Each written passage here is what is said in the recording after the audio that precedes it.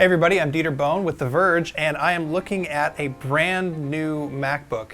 We saw Apple release a MacBook last year, and this year's version is a little bit faster, it writes to storage a little bit faster, and it has a little bit better battery life, and it also comes in this color. This is rose gold, and you can see it's pretty pink. So what do you need to know about the MacBook if you're thinking about getting one? The first one is that the new processors run at 1.1 to 1.3 gigahertz, and they have this turbo boost that makes them go a little bit faster, which is a lot of numbers, but what it really means is that it's, I don't know, 10, 20, maybe 30% faster than last year's model, which still means that if you do a lot of video editing or a lot of heavy photo editing, this laptop probably isn't for you. But if you're looking for something really thin, really light, and you don't need a ton of power, it's pretty great.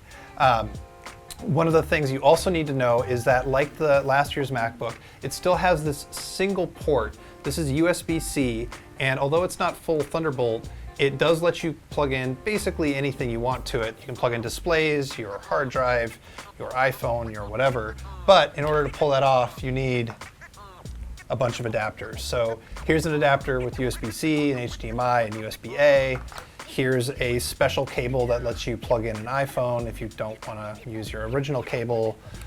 Here's the power cable. Here's another adapter. Basically, if you get this really thin laptop, you're in a good place in terms of overall weight, but you're going to have to carry around a bunch of these little guys.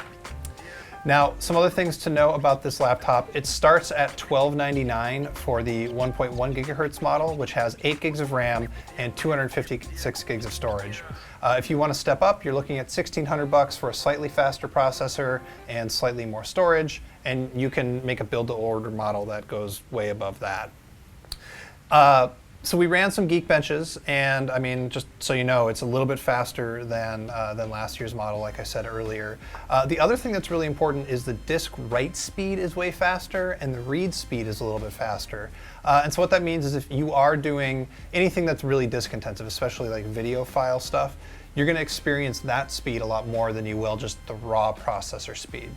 And that's kind of it. You've got this beautiful pink color. You have this amazing, just incredible Retina display that just looks great. You have the same very shallow keyboard that takes a little getting used to, but I learned to love it. And you have the Force Touch trackpad, which has no moving parts, but like clicks at you instead of you clicking it. That works pretty well. And the whole thing just folds up into this tiny 12-inch package. To see much more about this laptop and a bunch of other laptops and tablets and phones and whatever else you can think of, you should definitely subscribe to us on YouTube. We are The Verge. Thanks for watching. Going nuts! I got no jokes for the end, I'm sorry. This rose gold? Rose gold or rose gold? Every light I put this in, it looks a little bit different color gold.